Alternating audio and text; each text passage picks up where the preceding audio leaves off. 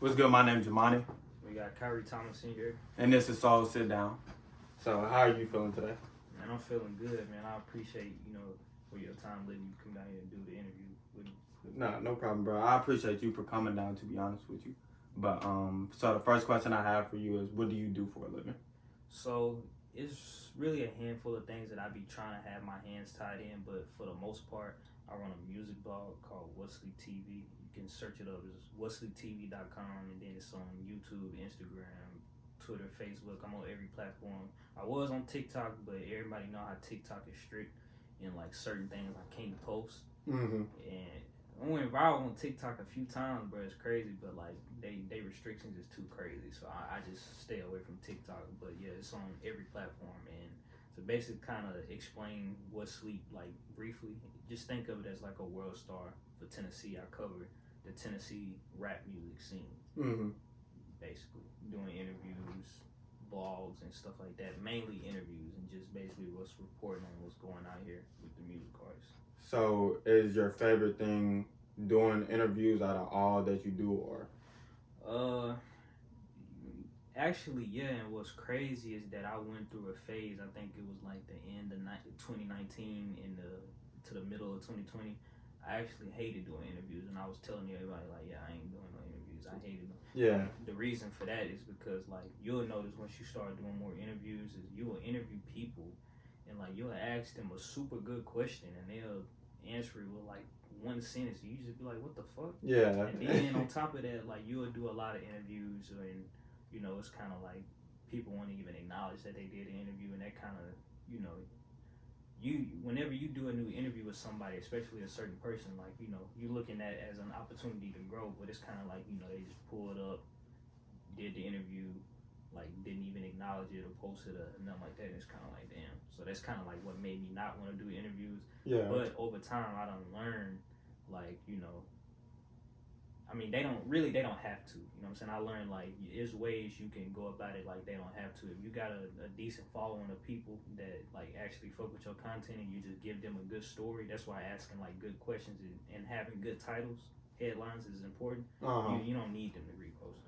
So that's what I learned over time. So, yeah, I mean, I like doing interviews. I say blogging is probably, like, the most fun because me and you, like, it's crazy, bro. This might not seem like too much to, you know what I'm saying, to you now, but yeah, eventually you'll look down the line and be like, damn, I just made like 20 bands this month. I just sat down and asked people questions. Yeah. Like, it's gonna be real cool to see. So yeah, the grind part is pretty fun, but I can't wait to, you know what I'm saying, we all get to the point where we just making crazy amounts of money off doing this. And it's definitely gonna come soon. Yeah, for sure. The next question I have for you is, what made you get into blogging? Yeah, blogging and interviews and stuff like that. Okay, so in 2017, I went to a school. I went there for music business, and honestly, I ain't even gonna say the name because I ain't even gonna put them out there like that. Yeah. Me and a few other people that went there, we like, yeah, this didn't really do nothing for me because another thing, we can talk about it later, but I've been on the computer since I was like 7 or 8, bro. Like, I got my first computer when I was like 7 or 8, and I've always just learned I've always taught stuff on the computer myself, like Photoshop, editing, all that type of stuff, creating websites. I learned all that stuff my own. But, so really, like, everything that they was trying to teach us, I already knew, so I feel like I wasted my time. But they gave us a camera. So I wanted to just shoot music videos, and I actually shot my first music video as a project. And I'm glad that I shot that music video. I'm still cool with that person to this day. Yeah. But I was thinking, like, okay, yeah, I want to shoot music videos, but I want to create like a business behind it, and I don't want my name on it. You got Vlad, and it's Vlad TV, and Vlad TV posts some stuff. They gonna automatically assume that DJ Vlad posted the whole time. It's not. Yeah. I kind of see that same vision with What Sleep. So at the time, I was seeing like a lot of blogs getting off their feet, like the three main inspirations behind me coming together to do it was Vlad TV, his interviews, Say Cheese TV, his interviews too, and how he runs his social media, and for Show Magazine, that's run out of Detroit by somebody named Joseph McFashion, and I've actually got pretty cool with him. I need to go up there. seeing how, you know what I'm saying, they put their business together and they grinded years and now they just sitting back chilling, collecting checks just because they decided to start a blog years back. That made me, you know what I'm saying, want to start a blog. And also, I can really see potential in people. Like, there's so many people I can name that I used to listen to. Well, I mean, that I listened to back when they had nothing but like 1,000 followers, like Speaker Knockers, before he was even making music. Nino Calvin, K Camp, just to name a few. Yeah. Like, all these people that's like big in the music industry, I'd seen the potential and been listening to them when they damn near had no fans. So I see potential in artists. So if you mix that with somebody that knows how to make a website, you got a camera, it's like, man, you might as well do this blog shit. Yeah. So what is the most difficult thing that you've experienced while doing these things? While blogging? While blogging, interviews, like every field that you are into. Man, I had to say, so okay. The first thing that I can think of off the top of my head is like, it's crazy how people like would just talk crazy about you, and like how artists would talk crazy about your platform when your platform, for the most part, it's doing nothing but lifting them up. Yeah. So in 2019, that January 2019, that's when I officially decided that, like, okay, I'm a blog. I'm gonna do this every day, and I'm gonna just see where it goes. So, everybody know, like, if you put together a list, like, it don't matter what type of list it is. Like, if ESPN drop a list, like, everybody gonna throw their opinions on it. Everybody gonna go crazy or whatever, blah blah blah. Yeah. So I put together I think it was a top 15 rappers list for Nashville, and I was just like, I don't give a fuck if it's accurate. I don't give a fuck what people think. I'm gonna just put it out. I put it out, bro. That mug literally went viral. Like, well, I ain't gonna say like internet viral, but like, let's say like Middle Tennessee viral. Like, that kind of like put What Sleep on the map. Like, that one post right there, it landed me an interview with Jelly Roll. If y'all know him, he's a pretty big artist out of Nashville. Basically, bro, people was talking like crazy about me, and I was just like, okay. Like, I remember something somebody said. Somebody was like, he's some lame ass blogger trying to come up. He only got 400 followers. Why y'all listening to his opinion? It used to be one artist that is funny because his manager hit me up. He was like, hey, let's do an interview, bro. Every time I would post something, dude would talk super crazy about me, and I was just like, okay. Like, I used to like reply to people and say stuff back, but like now I learned to like not even do that because people will take it to the extreme. Yeah. That same artist that used to just talk crazy about me, he eventually had his manager reach out to me for an interview, and I was like, man, I'm gonna keep it real, bro. He used to talk too crazy about me. I don't want to do it. Yeah. And he was like, man, I ain't gonna lie, I understand, but like, bro, people will. That's probably the most difficult thing to kind of get used to, because like, bro, people would just, I mean, it's the internet too, so people gonna talk crazy, but it's just different when, like, you know, artists that, you know, you work with or that you really trying to help out, it's just like talking down on what you doing. Like, just imagine like we wasn't doing this, like, ain't nobody covering, nobody's covering this scene. So, well, at the time nobody was covering this scene, so that's probably the most difficult thing. Or maybe doing interviews, going out of my way to do interviews, like me interviewing somebody. And I have a super good question, and I get a 1 sentence answer. It's like, bruh. Yeah. Like, that's annoying. Yeah. That's probably the top 2 things that I can just think of off the top of my head. It's a lot of things that you got to deal with blogging, like, but I feel like the pros outweigh the cons in my opinion. Most definitely. So, through those experiences, like, what did that teach you? Well, I know that you gotta have thick skin, because people will say like the craziest things about you. Like, I ain't even gonna lie, not even like 2 weeks ago, somebody says something about this is why I don't reply to people. I should have never replied to begin with. But somebody said something crazy about me, and I said something back, and I ain't take it to heart, because like I don't really care. Like, it ain't like I'm dying right now, nothing like that. Yeah. He said something about, I know you waiting on your next treatment, basically trying to poke fun at the fact that, you know, that I'm going through chemotherapy treatment. Uh-huh. So that learning to just you gotta have thick skin for sure. I just have to say that. That's probably the main thing. And then also, I had to say that's it. You just really gotta have thick skin. Because, I mean, especially if you gonna put yourself out on the internet like that. Like, people gonna have opinions, and not everybody gonna like you. That's just the way it is. So I had to say that's what I'm learning. Well, there's a lot of things I don't learn, but that's probably the main thing that I just had to like get in my head that like, yeah, don't take what people say on the internet to heart, because a lot of times they won't say it to you in person. Nah, yeah, facts. Yeah. So, what's the most difficult thing that you just been through in life in general? Oh, that's easy. I ain't gonna lie. Man, the past year, I think it's October 2022 when we recording this interview. August 2021, that this whole past year, just learning that I had a certain type of cancer, not knowing I was going to survive, and just going through chemotherapy, that's easily the hardest thing that I've had to deal with, like, easily. Like, it'd be hard to talk. It used to be hard to talk about it, but now that, you know what I'm saying, I done pretty much got the hard part out the way. That whole process, like, and I had to say it's probably harder because I'm dealing with it young. Like, a lot of times, like, when you hear, well, me personally, when I hear cancer, when I ever heard cancer, the only time I ever heard cancer is when I had a teacher in 7th grade. After we went to 8th grade, we was coming back to school, we were looking for the teacher. They was like, oh yeah, she died of cancer. Yeah. Bro, like, anytime I just heard cancer, I just assumed that, you know what I'm saying, like, people die. Like, I ain't know too much about it.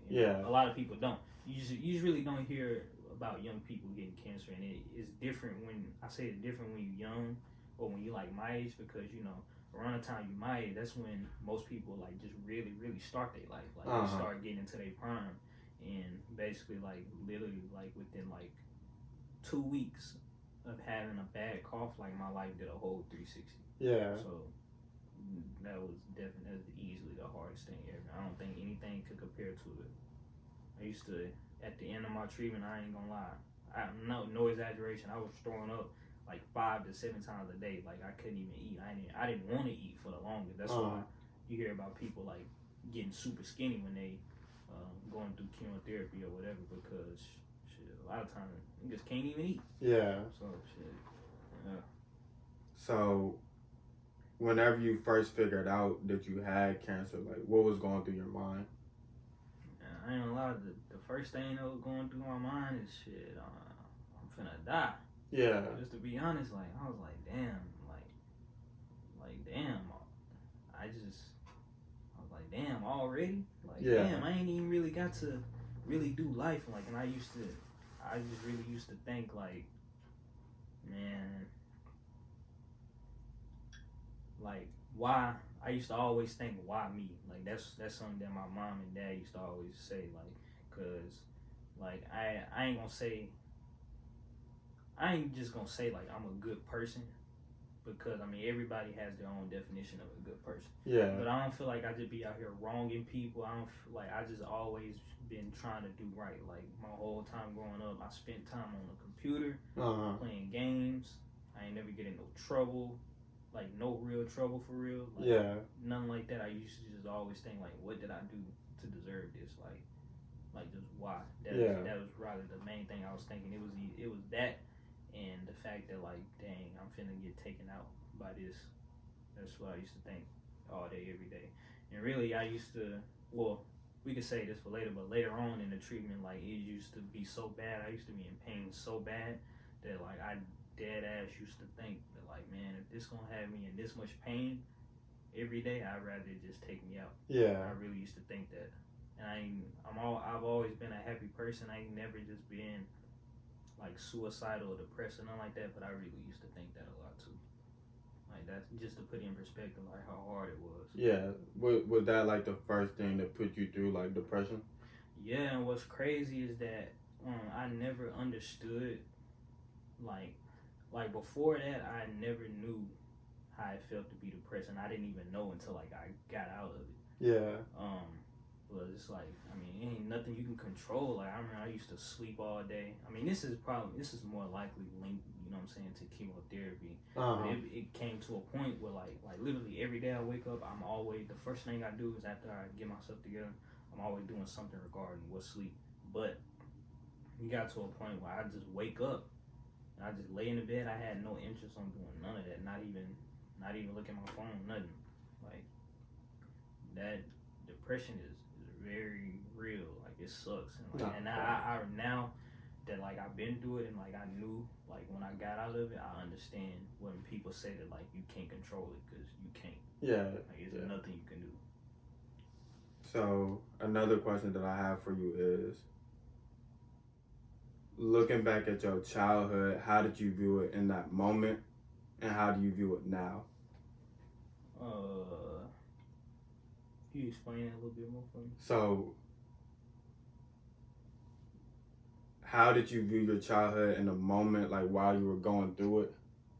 And then now looking back at your childhood, how do you view it? Well, I ain't gonna say it changed my childhood at all. Like maybe, okay, I'll say this.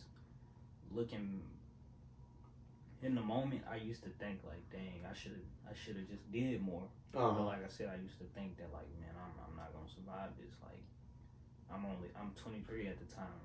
Like, I ain't really done nothing for real. I ain't done nothing. I ain't bought a house yet. I ain't had kids. I ain't done none of that stuff. And it used to be like a lot of times, like I said, like I literally grew up on the computer. Like every day after school, I don't know if y'all remember what Mees is or Club Penguin or anything like that, but I used to go home and I used to play computer games. And I was so advanced on the computer so young that, you know how like they have online games, like now they got like mobile games, but if I was that age, like say if I was 19 right now and growing up, I probably would have found a way how to, you feel me, hack the shit, you know what I'm saying, to get free coins, because I mean I knew I couldn't ask my mama for it. Like that's the type of shit that I was on. But I just used to think like, man, I just wish that I did more. I wish I spent time with more people. That's what I used to think. And I mean, I ain't gonna say it's that much different now, because I definitely be thinking sometimes that I spent way too much time on the computer, but at the same time, all those skills that I taught myself in the past, like I literally be using them today. Yeah. Like every day. It's crazy. Because I used to have a computer class in high school. Well, I had a computer class in high school.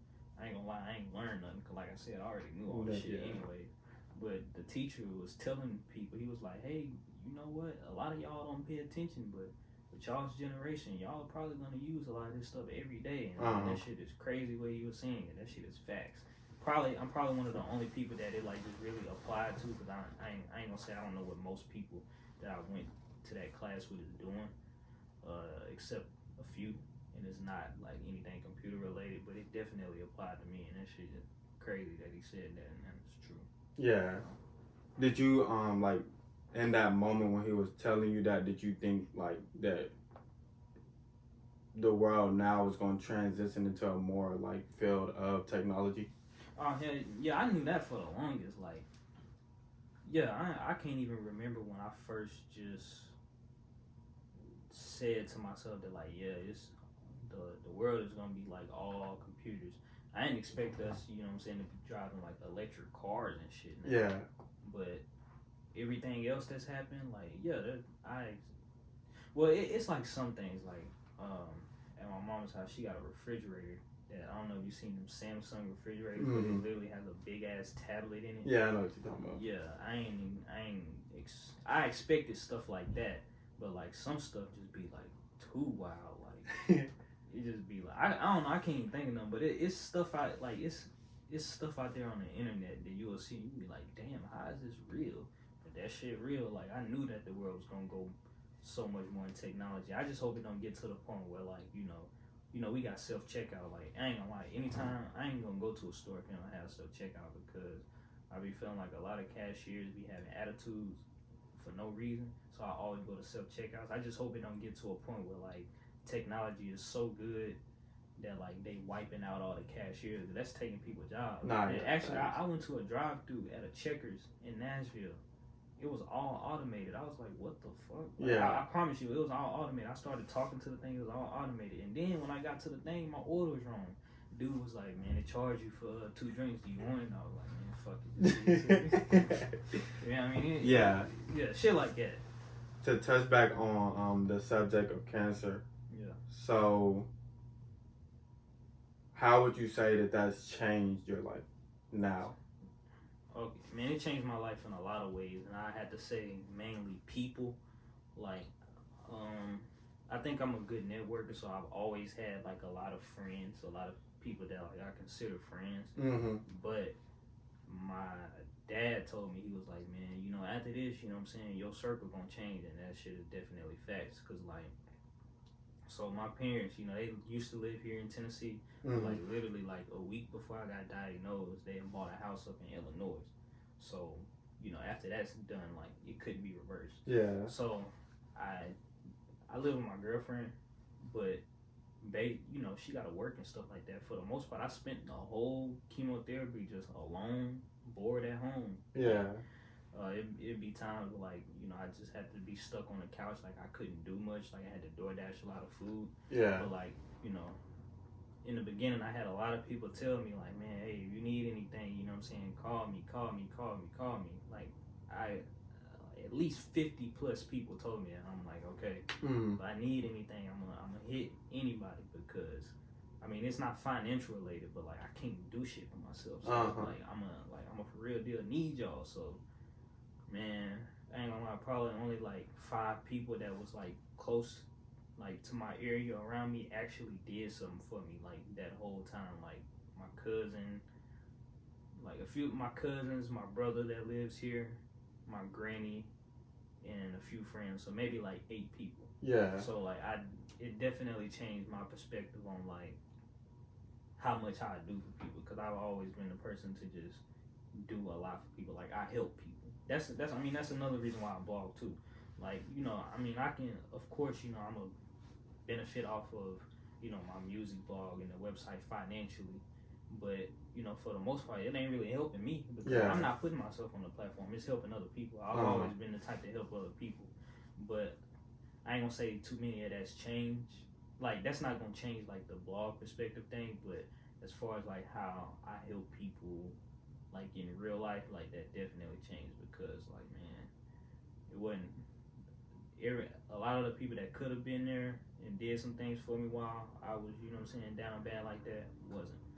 And my mama always said that she felt bad because, you know, she wasn't there. But I mean, it really wasn't nothing she could do.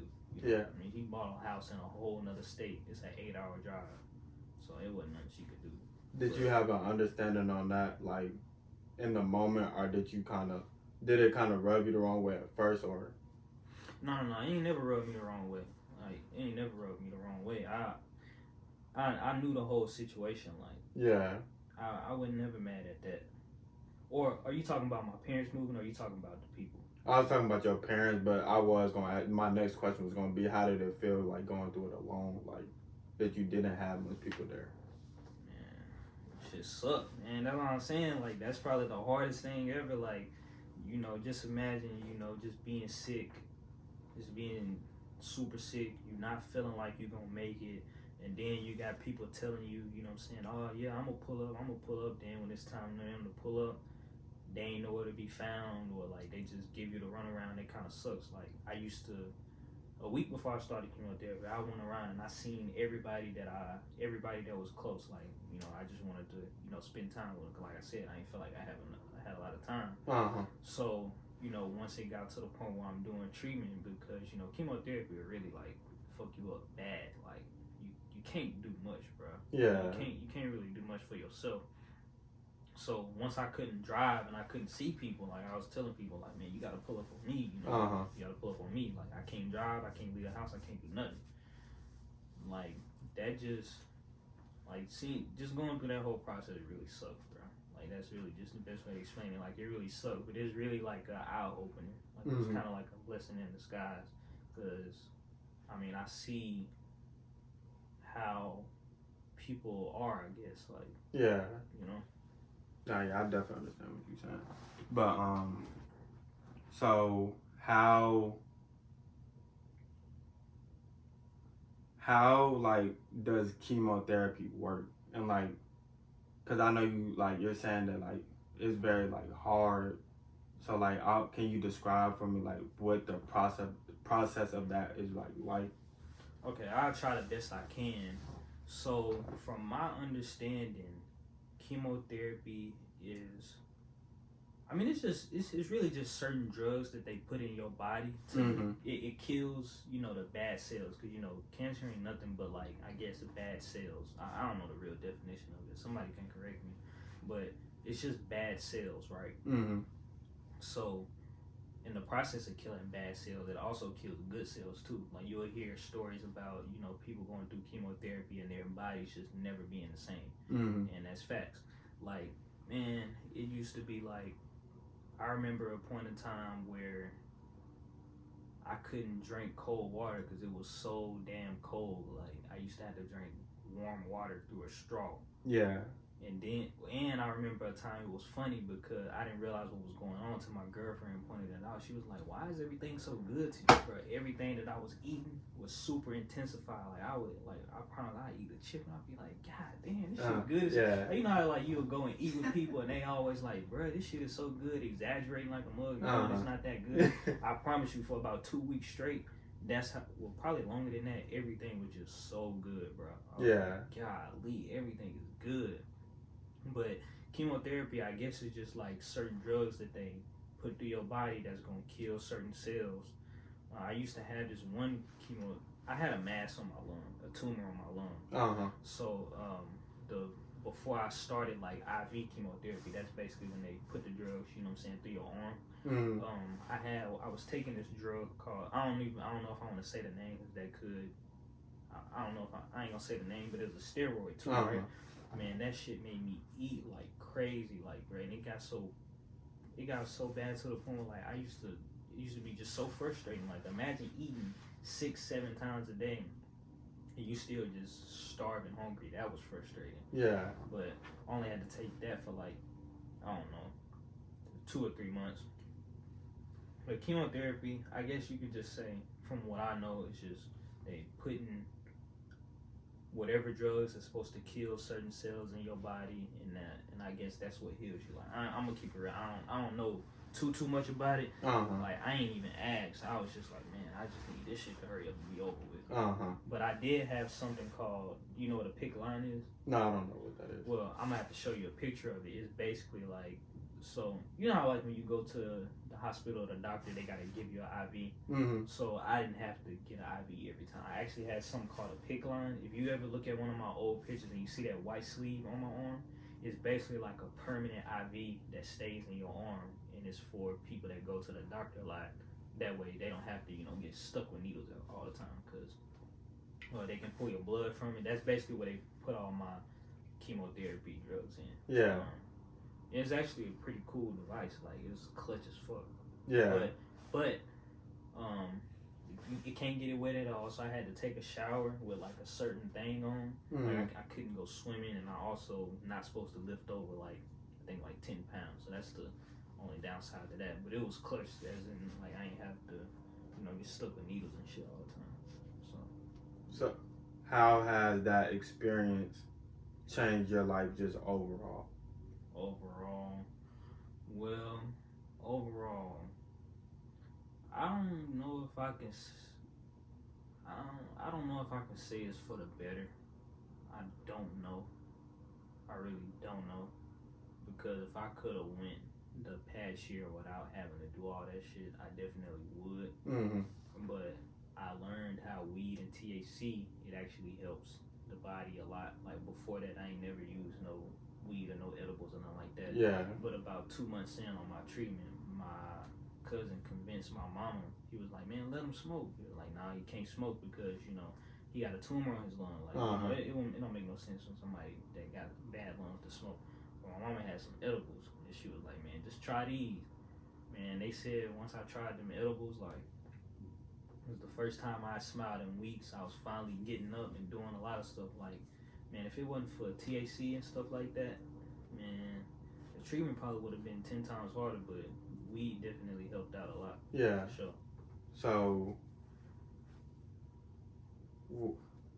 how can I ask it? I'm trying to figure out the right way to ask it. What is it about weed? No, it's not about weed. It's about it's about the experience, but I'm trying to put it into good words. My bad. Hold on. Oh, no, you good. And one more thing before you say that too. I actually learned why. I never understood why people abuse stuff like Percocet and Oxycontin and stuff like that. But I was actually prescribed that, and I taking them. I understand 100% now why people abuse them, and that's why I tried to take them. I ain't take them unless I just. You really need to. Yeah. So, before I ask the question that I was gonna ask, yeah, like, what about it do you understand now that why people like abuse those? Man, I ain't gonna lie, bruh. I hope don't nobody take this the wrong way, but I promise you, it's one of the best feelings ever. I'm not exaggerating, but I promise you, like opiates have you. I understand like why. Yeah, I mean, now I understand why people drink lean because I don't know if you know, but I mean, lean is basically just a liquid. It's damn near liquid heroin. Heroin, opiate, like Percocets, all that is pretty much the same thing. So I don't know. I can't explain the feeling, but it's kind of like I can't even really explain. It's been so long since I even taken one, but when I was taking them, like I was like, bro, this feels too good. Something don't feel right. I don't want to keep taking these. Yeah. So if people take them and you watching this and you take them, you know how they make you feel. I don't know. It's been months since I took one, and even like the last time I actually tried to refill my prescription. And they was like, man, can you try to take a bunch of Tylenols or Aleve or something like that? I was kind of upset at first, but I'm kind of glad that they didn't. Yeah. Because like you hear about people getting prescribed those things and they getting hooked on them all the time. I was scared when I stopped taking them that I was gonna like go through withdrawals because your body get used to it. Like, I was taking a lot. Like I was taking oxycodone and tramadol every day, multiple times a day, sometimes a little more than I was supposed to, but I didn't have no choice. So, yeah. Did you experience any withdrawals from it? Or? No, I actually didn't. So, I guess my doctor, he did a real good job on prescribing me the right dose and them not letting me take too much of it. Yeah. So this was the question. Do you believe that everything happens for a reason? Oh, yeah. Like, I used to tell my mama all the time, like, when I first started blogging, like, I was like, man, I don't want to do nothing but this. I don't want to do nothing but this. Or, like, I don't want to do nothing but, just make YouTube videos all day so I can make my living off that. And, I mean, it basically has gotten to that point where, like, if it wasn't for this situation, I probably wouldn't have got to that point that easily. If that makes sense. Yeah, I get what you're saying. So, like, it got to the point where, like, if I wanted to go work, I mean, I couldn't work. Like, still, like, I can't work certain. Like, if I get a job, it has to be a certain job. It has to be some type of, like, desk office job. Like, I can't go work at, like, FedEx or nothing like that, picking up big boxes or nothing like that because I don't know how my body's going to handle that. Yeah. So, I mean, it's kind of, I don't know, I guess it's kind of a blessing in disguise. Like, I don't have no choice but to, just go hard on blogs and everything that I'm doing. Yeah. So, because the reason why I asked that, because I know you said earlier, like, you wasn't sure, like, if it was for the better. Yeah. But, I mean, I don't truly know, but I do want to tell you that I feel like it is, like, a better in it. It's just, like, in a moment, and when it's happening to you, it may be hard to see it, but, like, it's a blessing that you even just came out of it. You know what I'm saying? Yeah, facts. So it's definitely something great for you, like, that you just got to continue to grind for because, like you said, I mean, as far as what I know from cancer, like, I don't know too many people that survive from it. So just that you did, it shows that you have something bright ahead of you. Yeah. And bright in front of you right now, not even ahead of you, for real. Thank you. I appreciate that. No problem, bro. I agree. But, made me think a lot. You said what?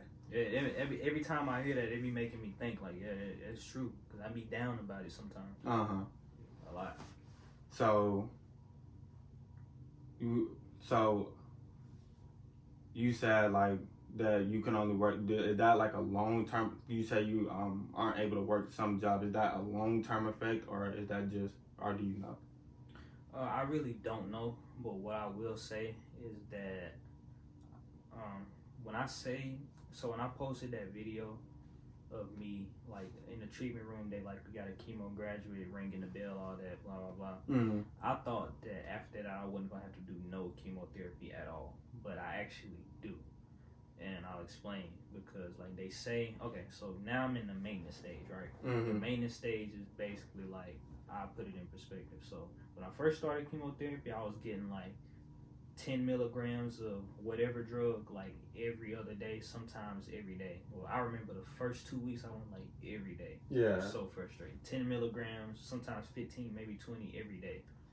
Now, when I go to chemotherapy, which I have to do for 3 years, like, one time a month, I'm only getting 2 milligrams of that once a month. So, and they say that, like, you do that so it doesn't come back, because, you know, you hear people getting cancer, they do chemotherapy, and they just stop, and then, you know what I'm saying, it ends up coming back. Yeah. Now, like, that's basically just like a precautionary thing. And as far as me, like, being able to work like a job that's gonna be hard on the body, I really don't know. I guess I just have to, like, try it and see, like, what's best for me. I don't know. I think that's something, like, for me to decide, like, if I can do it. Yeah. I can't really say, like, until, like, I do it. But they just say it's best to not just jump straight into doing no hard ass labor, because you know, shit, I'm not that strong. Like, through chemo. Remember when I said I had that thing in my arm, I'm not supposed to lift over 10, 15 pounds. I was really weak as hell for the longest. Like, I couldn't. I'm just glad my girlfriend was there, because I probably would have had to go back and live with my mama, because shit, I couldn't do a lot. So I couldn't even open a water bottle. Like, that's how weak I was. Yeah. So, slowly I got a little stronger over time, but yeah, that should have make you weak too. That's what chemotherapy will do to you. It has a lot of different side effects, and it hits everybody different. Yeah. But for the most part, everybody that goes through it, they go through the same things. So what's your mindset like now? Now on, like, that you're more so, like, on the end that, you know, that, like, because you said in the beginning stages you didn't feel like that you was gonna make it. So now that you, like, made it, what's your mindset like now? Oh man, okay, yeah, I get what you're saying.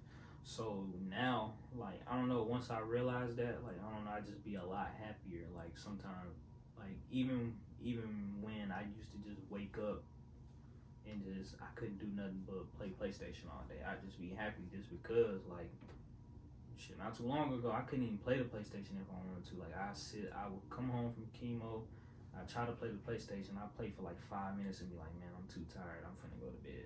Like, it makes me, I'm way more appreciative of everything, like, literally everything we doing. Like, even the fact that, you know, I'm able to just do this interview right now, like, I'm real appreciative, because shit could be a whole lot different if we would have let it drag on. Yeah. Like, I think the fact that, you know, we caught this quick, it probably saved my life, and COVID probably saved my life too. I didn't have COVID, but, you know, the whole COVID thing going on probably saved my life. So, when you say like what makes you say that, Omar? Okay, so like I said, I had a mass on my lung, right? This all started because I had a super bad cough, and, you know, at the time, 2021, into 2021, COVID was still going around like crazy. So I went, like, around that time, if you had a bad cough, you're gonna automatically think, okay, I need to go take a COVID test, make sure I don't got COVID. I took a COVID test, it came back negative. I'm still having this bad cough. I think I took it twice, I can't remember. I'm pretty sure I took it twice. And then eventually my mom was like, man, you need to go somewhere, go to the little clinic, see what they say. So I went to the little clinic. She was like, yeah, I don't see any movement on your left lung. I think it's collapsed. You need to go to the ER today. And I told my mom, we literally went to the ER that night. We spent like 6-7 hours in there. It was frustrating. I was hungry, thirsty, all the above. But I did something called a CT scan. It's basically like where they get scans of your body and detect anything abnormal. And that's when they detected that mass on my lung.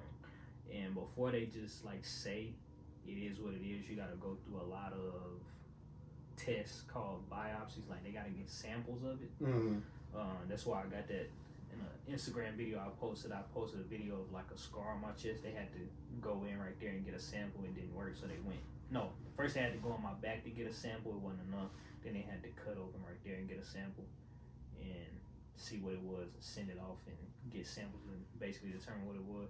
Like all that shit happened like within I think a week and a half process. That's why I said like I think my life did a 360 in a matter of 2 weeks. Yeah. So yeah, that's why I say COVID saved my life. If it wasn't COVID, you know, sometimes you know if you have like a cough, you know, a lot of people they'll just put off a cough. Like so if I would have just keep putting off that cough like it wasn't nothing, it could have went to like stage 3, stage 4 type cancer. Usually when it's like that, it's really you can't treat it. Yeah. So that's why I say COVID saved my life. So whenever you did get to it, what stage were you in? Oh, to be honest, that's probably something that my mom and them know, but me, I actually never wanted to ask. I never wanted to know. I don't even know. Was it a specific reason why you didn't want to know, or? Man, cause I was just scared. Yeah. You know, I'm just scared. Like I ain't. In the beginning, I ain't want to talk about this. I ain't want to hear nothing about cancer. Like in the beginning, people like a lot of family members, they would like always call me and you know be talking about doctor this, cancer this. I didn't like that. Like I actually stopped talking to a lot of people because of that, because I was telling them like, man, look, I'm spending all day at the doctor. I'm hearing about this all the time. I don't want nobody calling my phone talking about cancer this, cancer that. Like I don't want to hear that. Like, it was just a lot of things I wasn't comfortable with hearing. Like it was just a sensitive topic to me. What helped you overcome to where now that you're able to open up about it and express yourself? Shit, I say only because I know that I survived the hard part. Mm-hmm. That's probably it. Like, even though the only reason why I put it on social media is because I have this platform that, like, you know, I'm posting every day. And you know what I'm saying? If I just disappear like that, people gonna be like, what the fuck? So I kind of just posted that just to let them know that, like, hey, if I do disappear for a little minute, this is why. That's the only reason why I ever even made it public in the beginning. I don't know, I just wasn't comfortable talking about it. It was just too sensitive. Cause I used to hear a lot of stuff. Like I remember one doctor told me after this, you know, you could become infertile, like you could never have kids. Like I remember I used to tell myself, mom used to be like, why you so upset? Why you so frustrated? It's cause I was like, man, cause I always wanted kids, but now I don't even want kids because I don't want my kids to have to go through nothing like that. Like it was just real sensitive because a lot of stuff that was thrown at me so quick was just like, dang, like I said, what I do to deserve this. Yeah. So I'm gonna transition it a little bit. Like, what's your number one favorite experience like in life overall?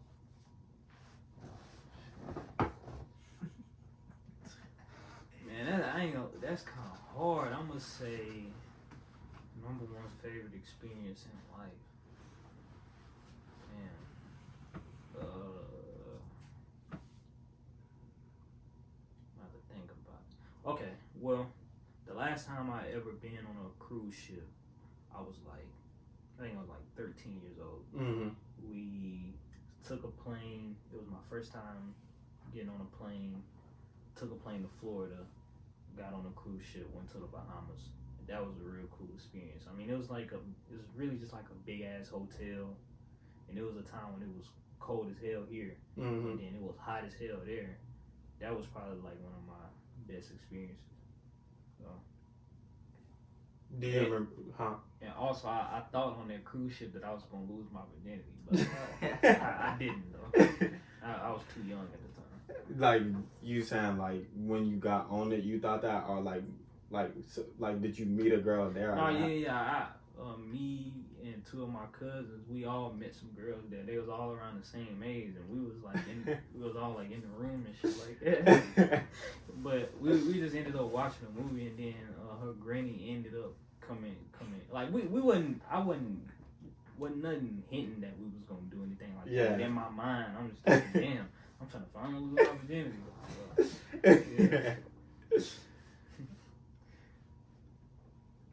What biggest lesson that life has taught you so far? Biggest lesson that life has taught me so far. I'm probably gonna have to say you need to spend as much time as people that you care about. Yeah. You got to spend as much time as people that you care about that you can. You never know when they gonna, you feel me? Yeah. You never know when they ain't gonna be there no more. And it's a handful of situations, some recent. So first, it was my granddad. Like I said, I moved in my first apartment when I was like 2021. That same year, my granddad ended up passing. Like I think a few days before my birthday, and I had to go to the funeral the day after his birthday. Mm-hmm. So I remember, he used to always call me and be like, "Hey man, I'm trying to see your new apartment, man. I'm proud of you." And I just always be too fucking busy to do it. And then and I didn't even go to the hospital. I was so busy. Yeah. And then once I learned that he passed, that kind of I was like, damn. I felt bad because I could have spent time with him, but instead I'm too busy. Then also I had a friend, his name JJ. He had a record label from Lewisburg, Tennessee. A month before I was diagnosed with all that stuff. Yeah. He died in a home invasion. Damn. And I just felt like me and him should have spent more time. It's just too many recent things that have taught me you need to start spending more time with people you care about, and I do. And also I have a friend, he was a rapper. His name SG Drill. He was from West Tennessee. He was in that computer class that I was telling you about. But when we went to high school together, we got a lot of memories together. He ended up passing a few months ago. All those situations that just taught me that man, you need to spend time with the people you care about as much as you can, and I be trying to, Yeah. You can only do so much with people's work schedule, life schedule. Mm-hmm. So I try my best, but that's one thing that I definitely done learn. And I try to spend time with the people I care about a lot, a whole lot. Yeah. What does a perfect world look like to you? Shit, to me, I think shit'll be perfect once I got enough money to just wake up and just do whatever the hell I want to do. Mm-hmm. And me, really, when I say I'm cheap, sometimes people look at me like I'm crazy because I have certain things. But bro, I promise you, I'm really cheap. I could probably live off $2,000 a month with no problem, just because I don't just be spending my money on clothes too much, or just only thing I spend my money on is games. And once I get a nice car, that's it. Everything, my games, car, and my home needs to be comfortable, and that's it. I don't be spending money on going out. I don't spend money on drugs, so that helps keep money in my pocket. Perfect world is when I'm able, once I get to the point where I'm making I don't know, 30 bands a month, and then I'm able to just do whatever the hell I want to do off what I'm doing. Shit, that's a perfect world to me. Have you always been like that, not really spend too much money on stuff? Yeah, and I ain't gonna say I don't know why, because I do know why. So what happened was, in high school, I had a car, right? I had a car, and this dude at school backed into my car. He messed my driver's side door up. Just to skip the story a little bit, insurance ended up paying me. You know what I'm saying? I only got $1,000, right? Man, this is when the Apple Watches first came out. I went and got the Apple Watch. Man, I looked up so quick, bro. All that money was gone. I was like, damn. And my mom was telling me it's good that it happened now, early, versus when you get a lot of money and you blow all that money. So you'll know what to do with money when you get it. I think that's the main reason why I'm cheap. And plus, I don't know, I'm just simple. I only care about a few things, games, my vehicle, and my home. That's really it. I wear the same tracksuit, jogging suits every day and not care. I don't really care about clothes too much, Did it ever get difficult for you at a point in time, given that this world is like very like flashy or like you know what I'm saying? Did you ever have any peer pressure into like changing the way that you are to fit society, and not even just with that, just in general? Actually, nah. Actually, never. Like, mm-mm. I learned that you like in this day and age with social media, you know, even with a lot of people putting on a front, like you, if you compare yourself to these 1% people that's like millionaires at age 20, Uh huh. or somebody that, let's say from a rapper standpoint, somebody that blew up off one or maybe five songs. If you compare yourself to them, some people just get lucky. And Uh sometimes that ain't good. Like a lot of them people, they be the people to fall off quicker. yeah. So like I learned that if you can't compare yourself to other people, because you'll really just like, I don't know. I think it'll kind of put you in a depressed stage. Yeah, nah, Like, fact, yeah. so that's one thing that I make sure I don't do. And I've been having people tell me for the longest, like, yeah, you're doing good for your age. I'm like, oh, word. Yeah. I mean, yeah, I see people that's doing better, but like I said, you can't compare yourself to other people. It'll cloud your mind with too many different things because of social media. Like in social media, it's a lot of things. It's not even what it seems. Nah, fact, yeah, that definitely isn't, yeah. Yes, I don't do that. What's some of your biggest inspirations? My biggest inspirations, like people or things. Both. People. Mm.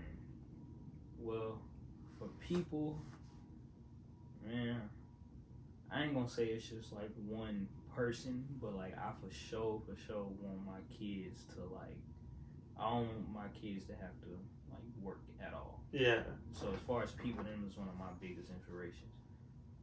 And then actually, I throw it on the table. I like Birdman. That nigga's a real inspiration. People like they'll say what they want about Birdman, but I don't know. I feel like he's a genius. Nah, yeah, he most definitely is. I agree with you, bro.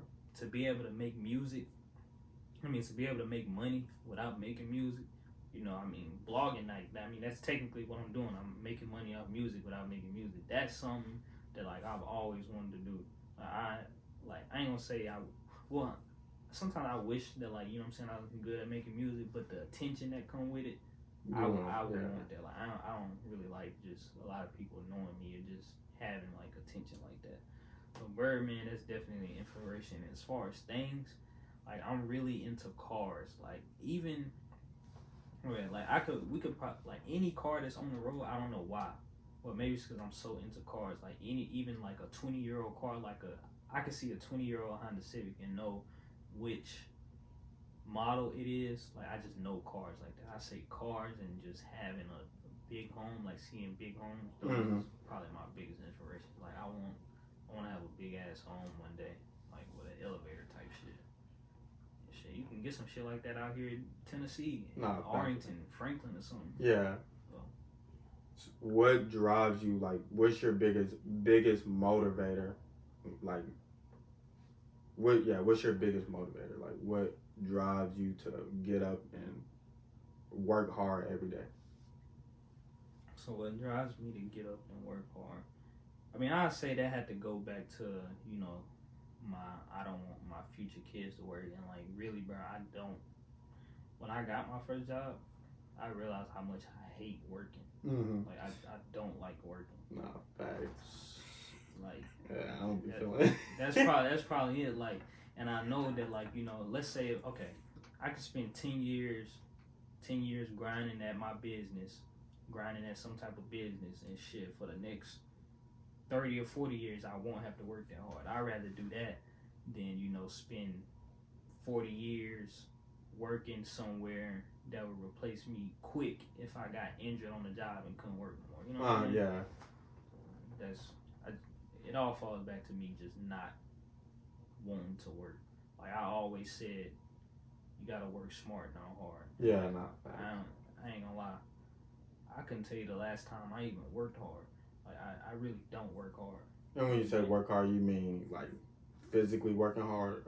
Like physically, like I think the reason why I be so good at certain things that I do is because I always try to find a shortcut on how to do it easier and better. Mm-hmm. That's my definition of working smart. Like finding a way to do it easier and better, to where you ain't spending much time doing it, basically. Yeah. So my next question I have for you is, what's one of the most difficult realities that you've had to face? Most difficult realities. Okay, one of the most difficult realities I had to face is that when I first had cancer and my life did that whole 360 in a matter of 2 weeks, is that anything can change like that quick. Yeah. That's a reality that I've learned to accept. Anything can happen quick. And also, this goes back to what you said, why am I so cheap? Also, shit, I've had it in my mind that anything can happen quick, and something could happen to anybody at any time to where you can't work no more. So if I wasn't cheap, you know what I'm saying, in the past, I probably wouldn't have had money to, pay my bills over these last year without working. You know what I'm saying? Yeah. So that for sure, that anything could change like in a second, like quick.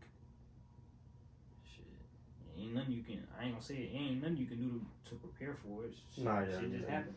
Nah, facts. So, what's the best advice that you could give to yourself in this present moment and to whoever's watching? I can give to myself, man. Every day I tell myself, well, it's something that I read in my phone every day that I could show and I could read to you if you want me to. That I read to myself. I would love. But it's called the 10 Stack Commandments. I don't know if either of y'all listen to Payroll Giovanni, but it's a rap out of Detroit that I've been listening to for a long time.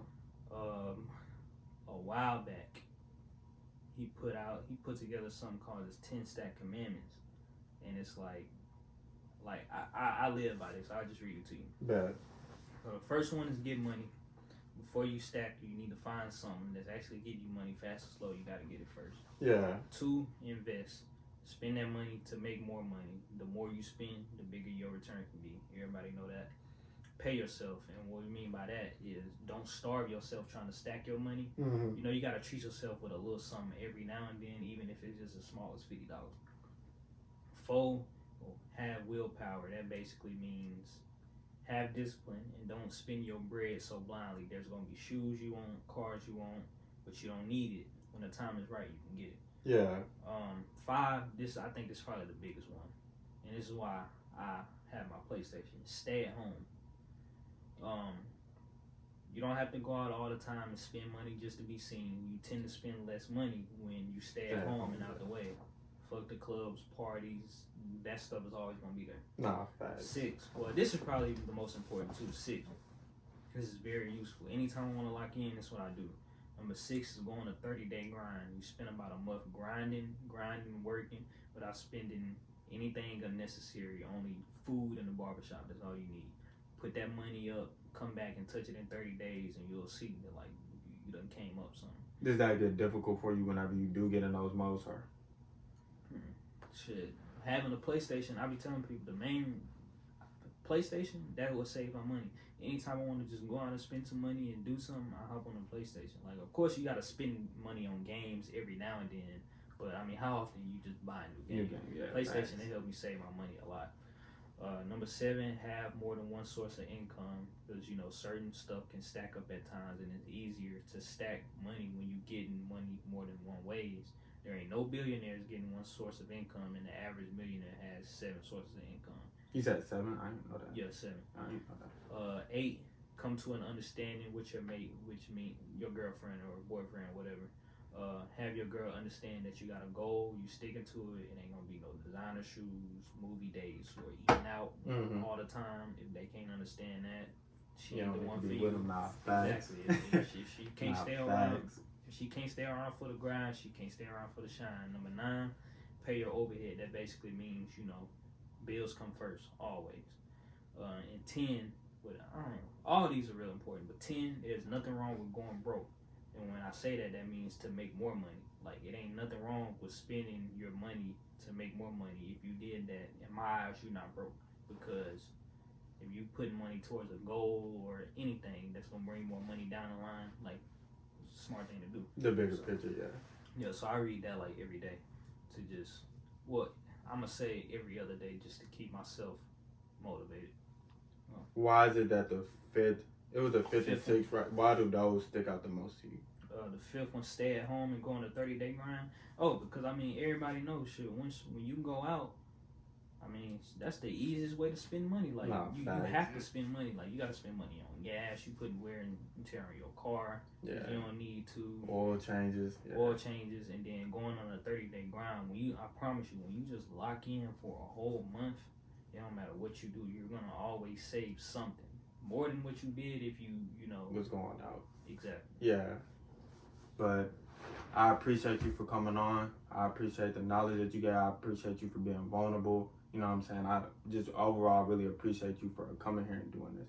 Yeah, vice versa. I appreciate both y'all time. I'm glad to do the interview. You know, I don't really talk like that. I ain't gonna say I'm too open on social media like that. Yeah. Not really. I ain't really too open. Like I'm in the background of things. So I like doing interviews, and I'm glad you gave me the platform to do so. Most definitely. Appreciate that. And I appreciate y'all for tuning in.